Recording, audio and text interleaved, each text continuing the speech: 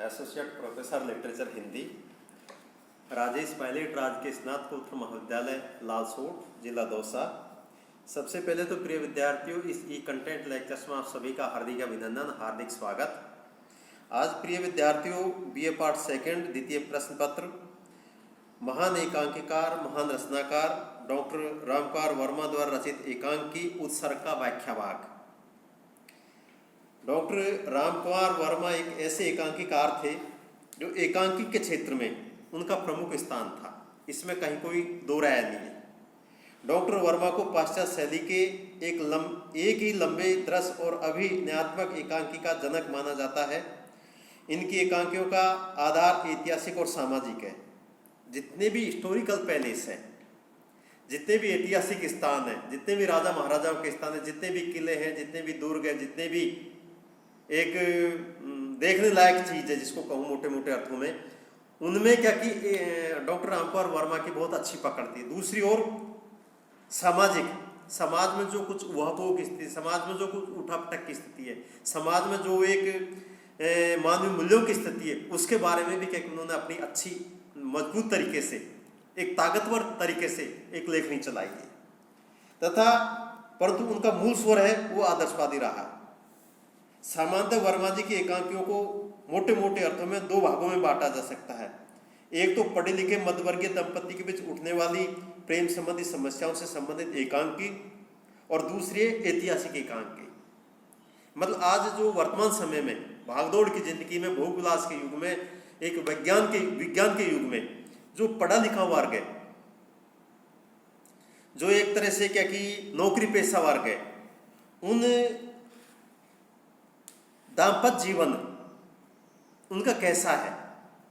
आज उनको छोटी छोटी बातों को लेकर तू मैं होती है, टकरार होती है। समाज में एक ऐसा क्या कि तनावपूर्ण वातावरण तैयार हो जाता है, जिससे क्या कि छोटे मासूम बच्चों पर, छोटे एक तरह से आसपास के पड़ोसियों पर एक पूरा समाज का तार होता नजर आता है।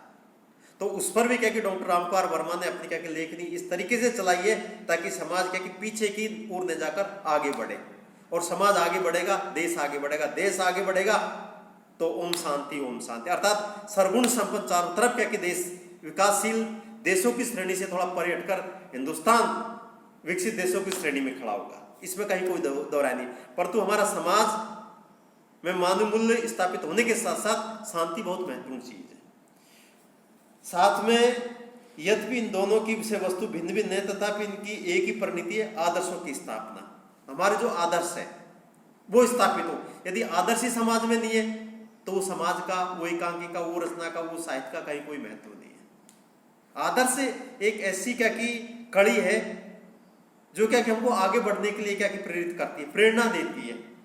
और उनके भारी चरित्र, अंग्रेजी शिक्षा, आधुनिक परिवेश में अपना नए व्यक्तित्व खोजते खोजते पुरातनता की केचुल को भी नहीं छोड़ते। हाँ, एक महत्वपूर्ण बात है, उन्होंने पाश्चात्य शैली को अपनाया, इसमें कोई दो राय नहीं, परंतु भारतीय सभ्यता और संस्कृति को भी क्या कि उन्होंने नहीं छोड़ा। कहते हैं कि ओल्ड इज गोल्ड, कि पुरानी चीज है, भारतीय सभ्यता और संस्कृति है, उसका तो कहीं कोई मुकाबला नहीं है। सारे जहां से अच्छा हिंदुस्तान हमारा। आज भी क्या कि हम देश नहीं, दुनिया में क्या कि हम जाने जाते, पहचाने जाते हैं कि हिंदुस्तान का कल्चर, हिंदुस्तान की सभ्यता और संस्कृति कितनी मजबूत है। आज भी हमारा समाज बिल्कुल एक तरह से मुसीबत या अड़चन में एकजुट होकर आगे बढ़ने की कोशिश करता है।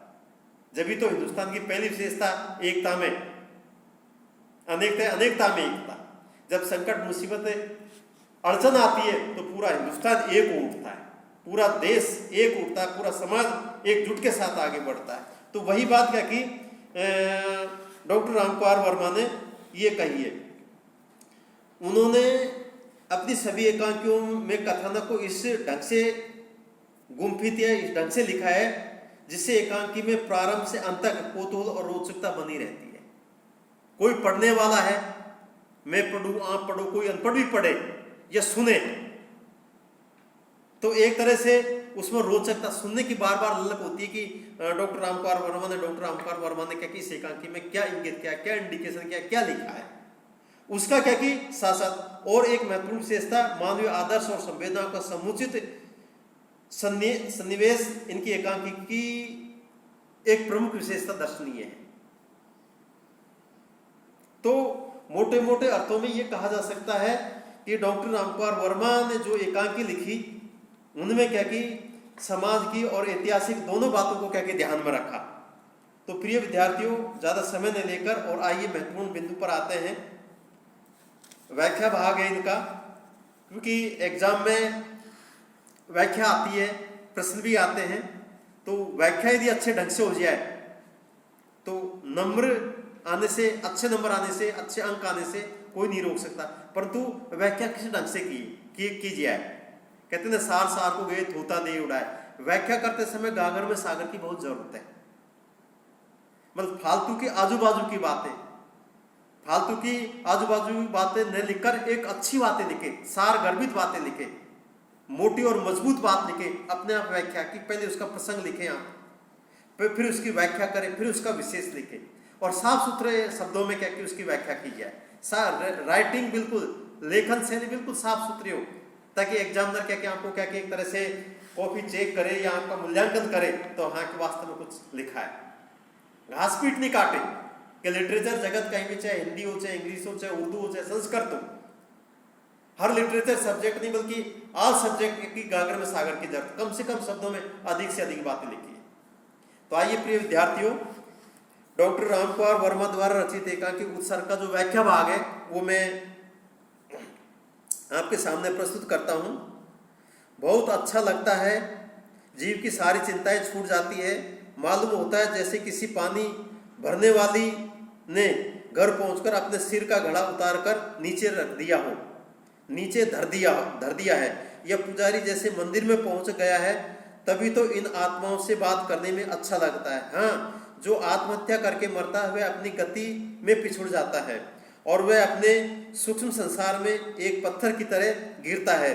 मैंने सूक्ष्म शरीरों से बात करके ये जान लिया है।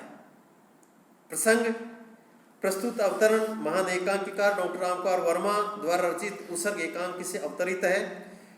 इसमें महत्वपूर्ण पात्र या नायक डॉक्टर शेखर मृत्यु के संबंध में अपनी पुत्री मंजूल के समक्ष अपने विचार व्यक्त करता है। तब मंजूल कहती है कि मृत्यु से मुझे बहुत डर लगता है और मरते समय न जाने जी कैसे होता होगा। इस जिज्ञासा के संबंध में डॉक्टर शेखर कहता है, व्याख्या, मृत्यु के समय मनुष्य के जीव को बहुत अच्छा लगता है, क्योंकि उस समय जीव भौतिक जगत की सारी चिंताओं से मुक्त हो जाता है। उस क्षण वह भौतिक जगत की चिंताओं से उसी प्रकार अपने आप को मुक्त अनुभव करने लगता है जिस प्रकार एक पानी भरने वाली औरत अपने घर पहुंचकर अपने सिर पर रखे घड़े को उतारकर हल्केपन के सुख का अनुभव करने लगती है। अर्थात जब व्यक्ति की मृत्यु होती है, जब व्यक्ति की क्या की मौत होती है, तो सारी चिंताओं से, सारे जगत के दंड फंद है, काया कलेश है, माया मोह है, उनसे क्या एक तरह से मुक्त होता जाता है इंसान। यहां तक एक महान कवि या कबीरदास का आपने नाम सुना होगा। कबीरदास ने बहुत अच्छा लिखा है कि ये शरीर मर जाता है, आत्मा क्या क्या अजरा मर है, और चिंता की बात नहीं, चिंता नहीं करना चाहिए, और बिल्कुल इंसान को बिल्कुल मुक्त होकर क्या कि जीवन जीने के पश्चात मृत्यु से डरना नहीं चाहिए। कहते हैं कि जीवन का अंतिम सत्य वो है मौत। मौत एक न एक दिन आनी है, और यदि इससे डरे तो फिर जीवन क्या कि बिल्कुल डरावना, बिल्कुल भयभीत, बिल्कुल एक तरह से आशाओं पर पानी फिर जाएगा। तो जीवन क्या कि बिल्कुल एक तरह से सारी चिंताओं से मुक्त हो जाता है। उसी प्रकार एक एग्जाम्पल दिया है, और मिसाल दिया कि डॉक्टर रामकुमार वर्मा ने यह कहा है कि एक स्त्री होती है, एक औरत होती है, जब क्या कि कुएं से, किसी हैंडपंप से, किसी पानी के स्थान से पानी लेकर आती है और अपने क्या सिर पर लेकर आती है तो उसको वजन लगता है, और जब घर आकर उस घड़े को या पानी के मटके को उतारती है तो बहुत ही क्या कि एक तरह से क्या कि हल्कापन के सुख का अनुभव होने लगता है, और उस मार से अपने आप को क्या कि मुक्त में समाप्त मुक्त समझ लेती है। अर्थात जैसे क्या कि मृत्यु के समय मनुष्य कि जीव को बहुत परंतु सारे भौतिक जगत की सारी चिंताओं से वो मुक्त हो जाता है जब उसकी मौत हो जाती है। तो जो ही क्या कि स्त्री के माथे पर क्या कि मटका रखा है पानी का, वो क्या कि बिल्कुल उतार कर एक जगह धर देती है, रख देती है, तो हल्कापन महसूस होता है। उसी प्रकार क्या कि वही क्या कि स्थिति मौत की है। अगला एक एग्जाम्पल और दिया है डॉक्टर रामकुमार वर्मा ने कि जिस प्रकार एक पुजारी मंदिर में जाकर अपने आराध्य की सेवा पूजा में लगकर भौतिक चिंताओं से अपने आप को मुक्त समझ लेता है, उसी प्रकार मृत्यु के क्षण में भी जीव की यह स्थिति हो जाती है। एक पुजारी एक क्या कि उसकी पूजा पाठ करने वाला मंदिर में जाता है और सारी चिंताओं को घर पर छोड़ आता है कि मुझे सच्चे मन से, निष्काम भाव से, निश्चल भाव से भगवान की पूजा पाठ कर लेती है। वैसे ही क्या कि मृत्यु के क्षण में भी क्या कि जीव की यही स्थिति हो जाती है। जीव की यही स्थिति। तो शेखर मंजूल से कहता है कि आत्मा भी जीव के भौतिक बंधनों से मुक्त हो जाती है, तभी तो इन आत्माओं से बात करने में अच्छा लगता है। हाँ, यह अलग बात है जीव आत्महत्या करके मरता है, वह जीव अपनी सहज गति में पीछे रह जाता है। एक महत्वपूर्ण प्रश्न यह है कि मृत्यु नेचुरल आवे, वो स्वाभाविक, वो ठीक है, परंतु यदि कोई सुसाइड करता है, कोई आत्महत्या करता है, तो जो जीव की गति है वो सहज गति में क्या कि पीछे रह जाती है और अब वह अपने सूक्ष्म संसार में एक पत्थर की तरह गिरकर अपने अस्तित्व को अन्य रूप में बनाए रखता है। वह सदगति को प्राप्त नहीं होकर अधोगति को प्राप्त कर अपनी आत्मा को कुलसित कर देता है। कितनी अच्छी बात लिखी है। जैसे वर्तमान समय में जैसे आपने सुने हो ना कि जैसे भूत है, प्रेत आत्मा है, ये कहते हैं कि आत्मा जब भटक जाती है तो वो प्रेत योनि में आजू बाजू भूत वगैरह इनमें क्या कि जन्म लेती है और वो आत्मा क्या कि दुखी पाती है, क्योंकि ये उनका है जब क्या कि आत्मा की सदगति नहीं होती। एक तरह से क्या कि आत्महत्या करता है इंसान तो वो क्या उस समय क्या आत्मा की सदगति होती है और वो भटकती नजर आती है। उसकी और इंडिकेशन डॉक्टर रामकुमार वर्मा ने किया है। यह तथ्य मैंने सूक्ष्म शरीरों अर्थात आत्माओं से बात करके भली भांति जान लिया है। विशेष में यह डॉक्टर शेखर के माध्यम से डॉक्टर वर्मा ने मृत्यु के समय जीव की स्थिति को विश्लेषित करने का प्रयास किया है तथा निर्धारित मृत्यु और आत्महत्या से होने वाली मृत्यु में जीव की होने वाली स्थिति पर दृष्टिकोण की अभिव्यक्ति हुई है।